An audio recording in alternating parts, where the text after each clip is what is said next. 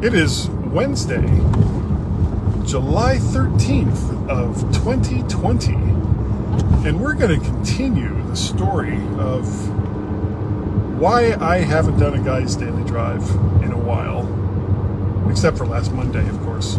BAM!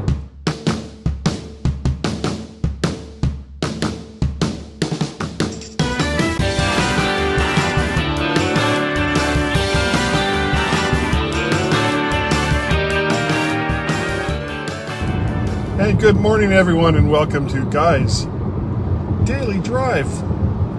I believe when we let off, I was in the hospital with a negative COVID test and had gotten moved to a room and was sampling the hospital cuisine, which was remarkably good. And I should note, if I haven't said this already, that the care I received while I was in the hospital was first rate. Everyone that I had interactions with were just wonderful, wonderful people. And the only time I got the least bit annoyed was when they would come into the room like 4:30 in the morning before shift change, because they got to check your vitals. They do that like twice per shift, making sure you're still alive. So, but at 4:30 in the morning, I'm not really that interested in whether or not I'm still alive. I just want to stay asleep. And I was usually able to go to sleep afterwards, but sometimes it just didn't happen. So I'm there. My leg is all swollen, looking purple with like deep veiny things near my knee. I mean, it was really, really bad. And it was like twice the size of the other leg. So when I'm laying in bed, I've got 2 pillows under it, so I'm keeping it elevated.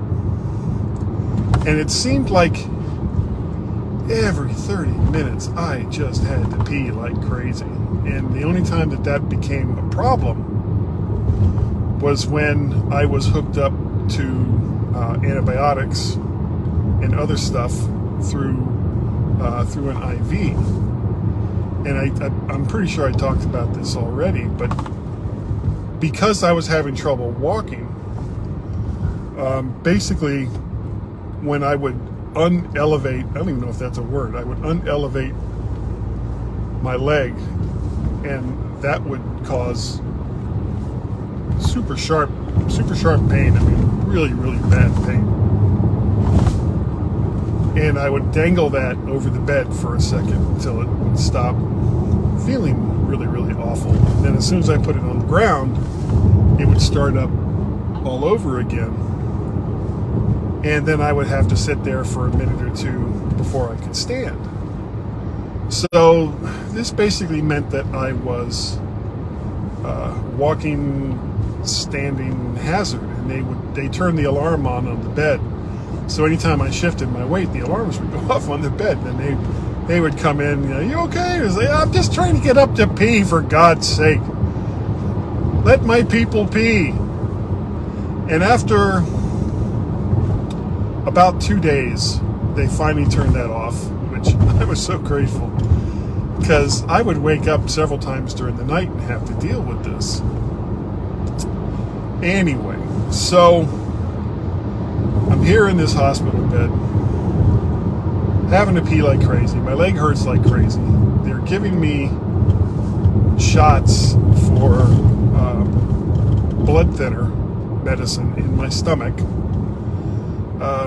Once a day, twice a day, I'm getting these 2 big bags of antibiotics, intravenous, at least twice a day. And then usually they would be something in the middle of the day just to break up the monotony. And they're taking blood, and they're doing all the normal things that you do in a hospital. And I think the biggest problem that I had wasn't related to their care. Their care was fantastic. The food was really good. They were doing everything they could to keep me as comfortable as possible. The problem I was having was that there were no outlets relatively close to the bed. And after Like the first day I got there, I had my iPad Pro and I had my phone. The problem was keeping those things charged. And I had Tracy bring me one of my older phones. It doesn't have cellular connectivity, but every single room had pretty good Wi-Fi. So that when the phone was charging, I could use this other phone and use, FaceTime and stuff like that, which is still associated with my cell number. And at least I would have something while everything else was charging. And I had to get like super long USB-C and lightning cables because I had the two chargers for these devices plugged in, but because of where the outlets were, they were like behind the bed, and the cables were like just barely long enough to reach the windowsill. So I had to put the bed all the way down and then reach back behind me in order to get to the cables to either plug something in or take something off. And I spent a lot of time, I watched, what did I watch? I watched a lot of James Bond movies. For whatever reason, I started binging on James Bond movies. I watched Dr. No and Goldfinger from the Sean Connery era. And I watched Casino Royale and Quantum of Solace from the Daniel Craig era. And let's see, what else? Die Another Day and some other movie from Pierce Brosnan. And I also watched one from Timothy Dalton. So, I'm watching all these movies. I also rewatched Avengers, Infinity War, and Endgame. But of all of those movies, the one that really kind of surprised me was the Timothy Dalton and Pierce Brosnan James Bond movies. They sort of held up. They weren't great movies, and they certainly weren't great James Bond movies. But they were okay. I guess that's the who's watching. Somebody's there. Sandra, good morning. But that's what I spent a lot of my time doing. I was watching movies. I was playing some iOS games, doing some texting with Tracy back and forth. Before she would come over, she'd ask if there was anything I needed. Mostly what I needed while I was there was underwear. That was, they give you these gowns, and in the, there's the joke about how the gowns are all open in the back, and as you walk around, your butt's all exposed. Well, these weren't like that. They kind of wrapped around a little bit better. It's still allowed for easy access, for better or for worse. But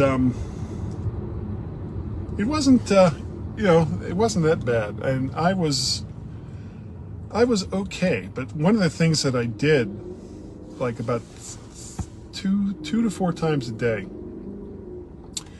at least twice while Tracy was there, was I would get up, and at first I would have to use the walker, and I would take a couple of trips around the nurse's station and go down some of the hallways on the floor that I was on. And because it's my leg, it really hurts when I first start. But once I start moving and blood is flowing a little bit in the leg, then it mostly stopped hurting. And I could have walked without the walker, but I already had it, so I would just kind of take it along with me.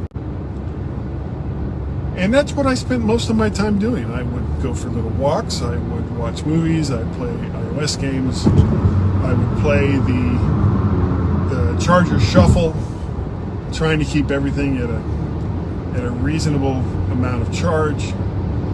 And fortunately, the iPhone and the iPad would last for most of the day.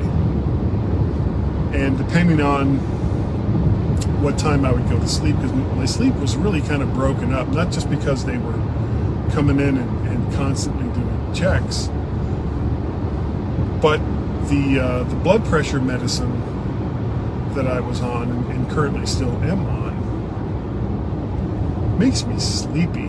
So I would take these long naps during the day, and then I wouldn't always be able to go to sleep at night. So my sleep was really broken up. So it wasn't like this, okay, I'm going to bed now, so I'm going to charge this device. And it just didn't work that way. But then I finally got, and here's the thing. I missed the USFL game. I was still in the hospital when that went on. So I transferred the tickets through Ticketmaster. And I'm still not super happy with them, and the stuff you have to go through just to do something simple like transfer tickets is kind of a pain in the ass. But it did work. I was able to transfer the tickets to my buddy Dave and his wife, and they were able to take their grandson to go see the game. The other part of it was the wedding, which I wasn't able to go to, but that was after I got out of the hospital on Tuesday. So I went in Wednesday night and I got out on Tuesday. So I was in the hospital for 6 days. And it felt so good just to put regular clothes on and to walk out the door. They asked if I wanted a wheelchair. I didn't really want one. I didn't really need one. And I walked out. And walked to the car, and we went back to the house. And it felt so good to be home, see the kitties, see the guinea pigs. And the next day, I went and got my hair cut. I had the super long hair the whole time I was in the hospital. And because it was so difficult to take a shower with one hand wrapped up,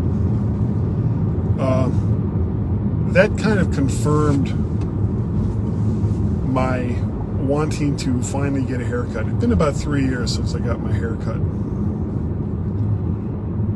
So I did. The next day I got my haircut. We went to the grocery store, and I was okay walking around. That wasn't an issue. It was when I would stop and just stand for a while. So like when we were checking out of the grocery store, I had to stop and walk around a bit because my leg would just start hurting. But I'm out. I spent the rest of last week convalescing at home, and last Monday, was my first mostly full day back at work. And I went yesterday for most of the day, though. There's a funny story. This blood pressure medicine is just kind of kicking my butt as far as making me tired. And I fell asleep in my chair at work, sitting up. I fell asleep. And the guy I was working with yesterday said something to me, and I didn't move. And he freaked out, thinking that I had just died sitting in that chair. He came over and woke me up. And this was relatively close to when I was going to be going home anyway. So I just went ahead and left. Took a little nap when I got home. Don't do it. Thank you. So that's going to do it for today, I think. If you want to get a hold of me, guy@mymac.com, podcast@vertshark.com are the email addresses that you can use. Telephone number 703-436-9501 is the telephone number. vertshark.com is the website. If you go on over to YouTube, you can see all of the odds, or all of the vids anyway, over there at YouTube. Just look up my channel, Vert Shark, and then like, share, subscribe. Like, share, subscribe. So easy. There is the mymac.com podcast, which I'm hoping we're going to record the 900th episode of on Sunday. 900 episodes. I haven't been involved in all of them, but I've been in the vast majority of them. And that's hopefully going to be live. There'll be more information coming up on that over on Facebook and mymac.com. So hopefully you'll be able to join us then and see not just Gaz and me, but Tim and David, hopefully.